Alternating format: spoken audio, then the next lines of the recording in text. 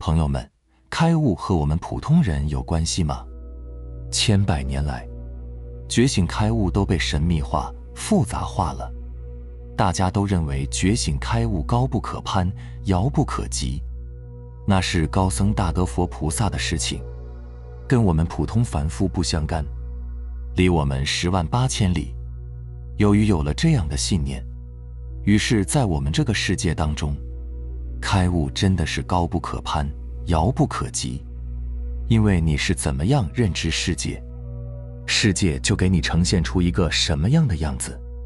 打个比方，如果一个人他想要财富，那么他就要树立正确的财富观。如果你认为财富不好，财富肮脏，钱非常难赚，那么财富就不会来到你的身边。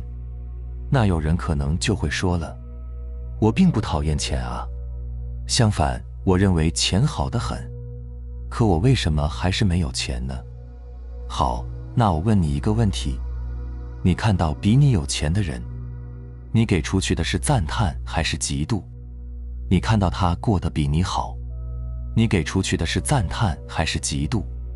如果你一直在嫉妒所有比你有钱的人，请问你嫉妒的是什么？你讨厌的是什么？你讨厌一个人过得好，很有钱，请问你能不能只讨厌他，不讨厌他的钱？你讨厌一个人很有钱，一个人混得很好，请问你能不能把他跟他拥有的分开？不能，所以你一直在讨厌钱，讨厌这些东西，这些东西怎么会来找你呢？所以我们这半生为什么过成这样？问一下自己，你一直在喜欢什么？你一直在讨厌什么？觉醒开悟也是如此。首先要从改变我们的心念开始。如果我们认为觉醒开悟很难，遥不可及，高不可攀，那是圣人的事情，那么我们就永远没办法开悟。因为宇宙世界是你的心念投射，你认为如此，世界就是如此。所以我们从现在开始要明白觉醒的真相。那么觉醒的真相到底是什么呢？觉醒就是一场神奇的体验，就是一场美妙的游戏。为什么这么说呢？一切法皆来源于自性，三维世界的任何有形有相的东西，无一不是从自性当中来的。六祖慧能说，何其自性，能生万法。万法皆是自性为了显示其不可思议的圆满和平等展示出的妙用。怎么来？自性当中生出一念，紧接着又是一念，念与念叠加，便有了世界。经过一番探索、体验、折腾，最终回归自性，这便是觉醒。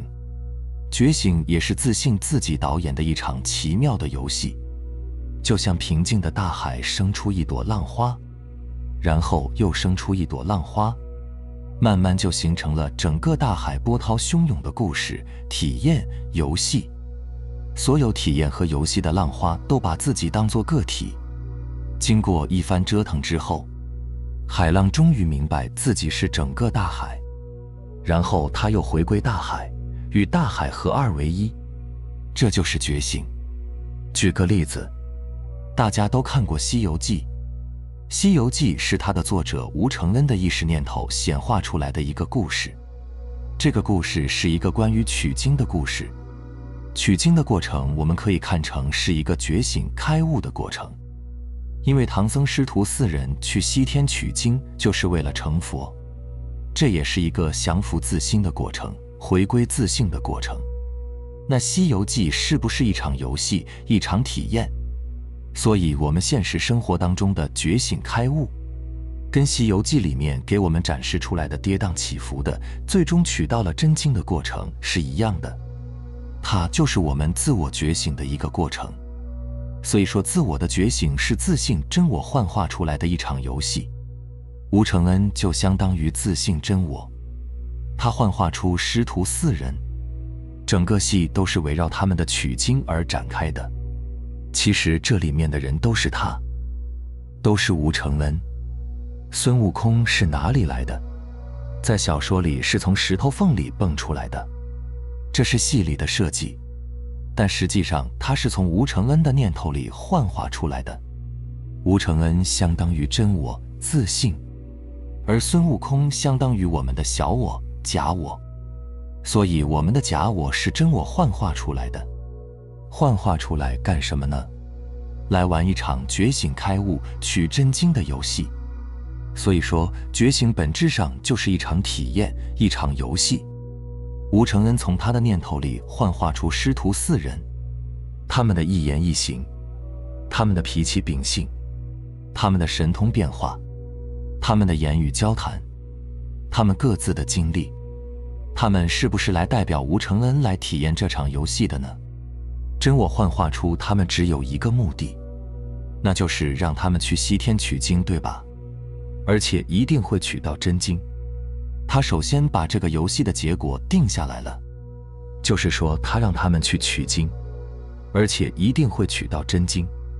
这个结局是已经定下来的，根据结局再去幻化各种各样的情节。因为师徒4人是从吴承恩这里幻化出来的，吴承恩又相当于他们的自性真我，也就是说他们是从真我这里来的，他们必定要回到真我这里去。从哪里来就要回到哪里去，从源头来要回到源头去，除了源头没有地方可去。而我们现在每一个人，每一个假我或者说小我从哪里来呢？也是从源头自性当中来。所以我们除了回到源头真我那里，我们还真的没有地方可去。所以说也是结局已定。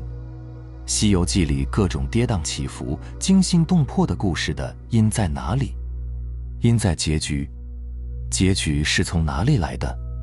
结局是从心上来的，从自性当中来的。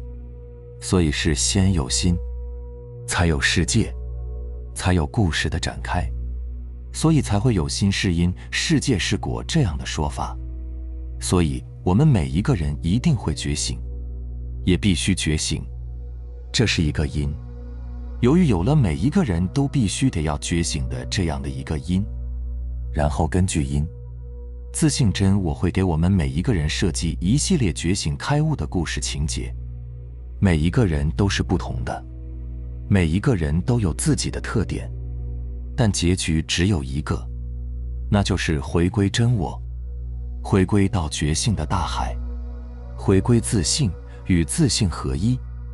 就像是师徒4人取完真经后，与自性合而为一，所有的念头都回到吴承恩的身上，与他合而为一，故事就这么结束了。在《西游记》里情节的设计上，吴承恩会让师徒4人太过顺利地取到真经吗？绝对不会。因为如果很顺利很容易，这个戏就没人看了。文似看山不喜平，这就是为什么很多作者在创作的时候，情节一定是曲折多彩、跌宕起伏的，这样才符合创造者的编排思路。所以在《西游记》里就设计了981难，而且每一难都设计一个妖魔去给他们的取经行动设置重重的障碍，让他们没有办法一下子就取到真经，而是要跋山涉水，经过层层的努力，最终才能够取到真经。妖魔也好，障碍也好，都是吴承恩自己的念头幻化出来的。所以《西游记》里边的这些妖魔鬼怪，其实本质上都是来成就师徒4人的。恶只是为了衬托善，魔只是为了托起佛。如果你迷在戏里，认为有个妖，有个魔，那么就是无明。如果你跳出戏外，会发现没有妖，没有魔，妖跟魔都是自性真我的安排，它是为游戏准备的。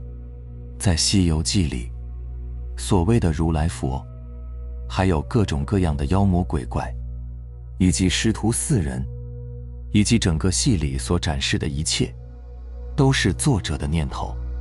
如果没有作者的念头，就没有这部戏，也就没有这戏里的一切。所以说心佛众生无二无别，有情无情同源众志。心代表无承恩，佛跟众生都是代表无承恩来体验这场游戏。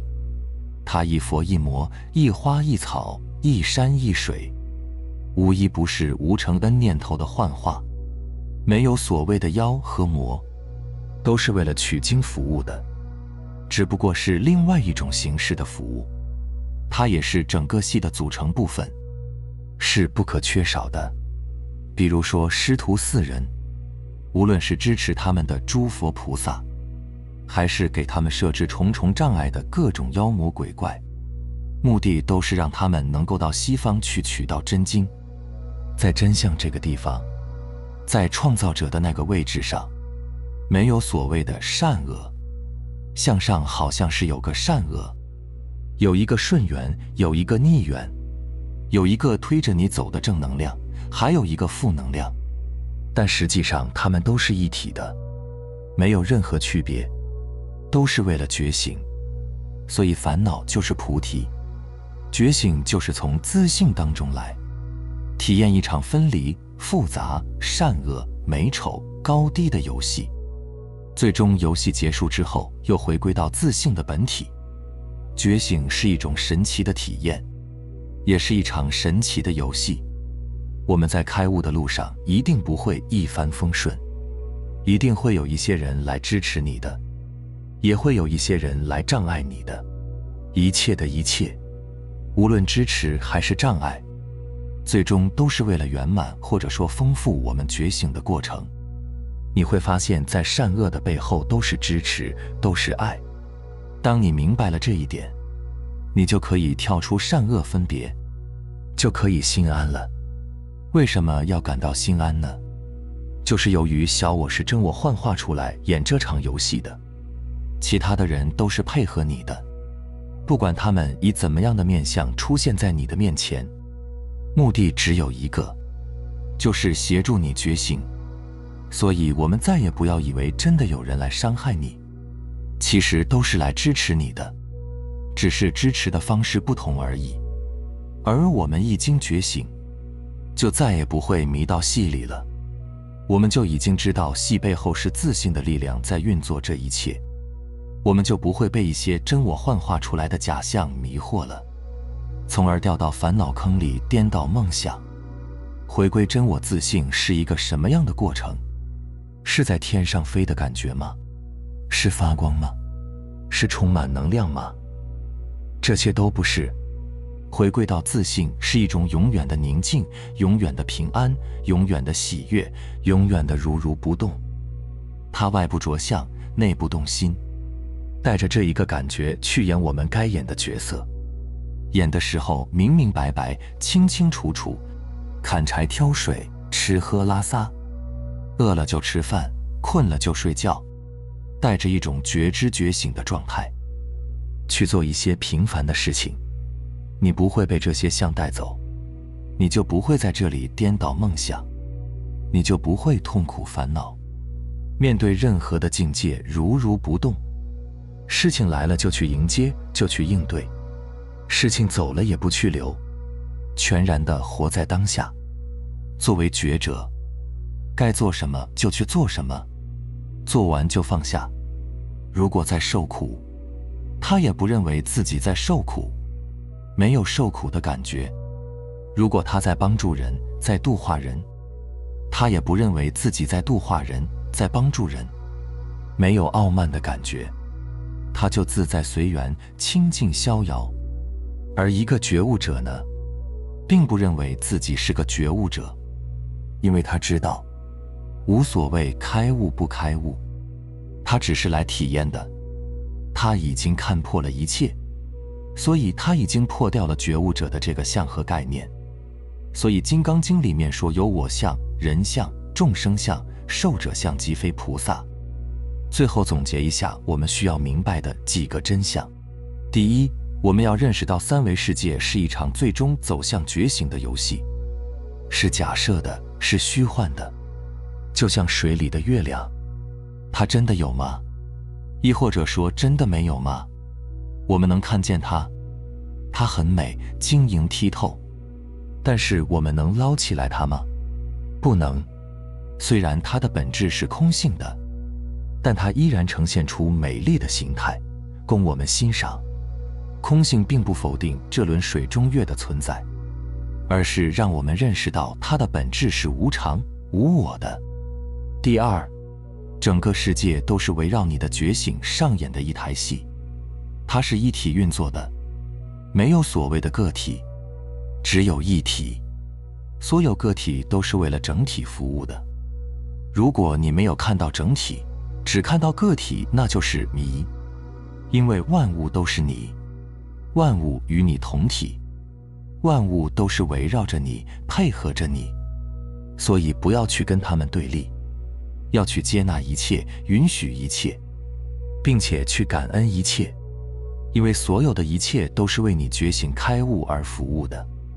所以你的心要像虚空一样的包容这一切因缘，感恩这一切因缘来配合你演这场戏。对待任何的事情不迎不惧，只活在当下那一刻。第三，每一个个体显现都是平等的，都是为了一个目的。所以无论他们呈现出一个什么样的相，都是平等的。不要去分别一个好坏、对错、是非，既不能有优越感，也不能有自卑感，既不能执着善，也不能执着恶。第四，在这个游戏当中，每一个角色都是自性一体圆满的展现，没有所谓的好与不好、美与丑、善与恶、高与低，都是游戏本身需要而假设的，不是真的存在。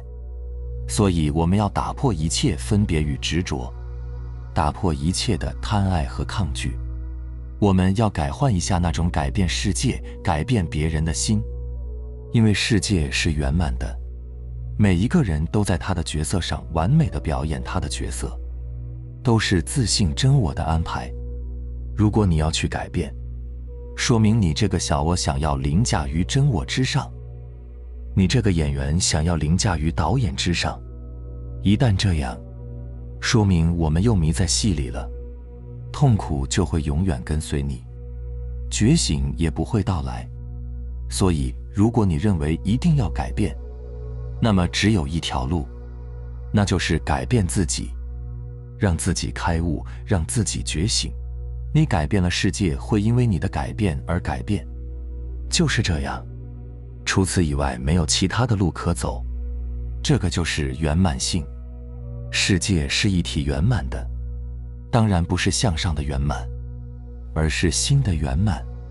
无论善恶美丑都是圆满，烦恼就是菩提。如果有个向上的圆满，游戏就不存在了。第五，廓然无圣，没有圣人，因为所谓的圣人、所谓的佛、所谓的凡夫，都是真我的一种幻化和假设。在真我看起来都是普通的、平常的，都是这一场神奇游戏的幻化。所以平常性带来平常心，平常心就是道，就是自性。所以不要把觉醒开悟看得高高在上，看得神秘莫测，它就是一场这样的游戏而已。真正的我就是真我，它从来没有迷过，没有人迷，自始至终都是小我在迷而已。真正的我是自性，它从来没有迷过，永远都在那个地方，本来就如此，一直如此，永远如此，不垢不净，不增不减，不生不灭。文字无法定义它，概念也无法描述它，境界也没有办法去诠释它，它就是那个自性，永恒的存在。最后，大家要记住，人生就是一场觉醒的游戏，明白了吗？好了，非常感谢你能看到这里，希望能对你有所触动和启发。我们下期再见。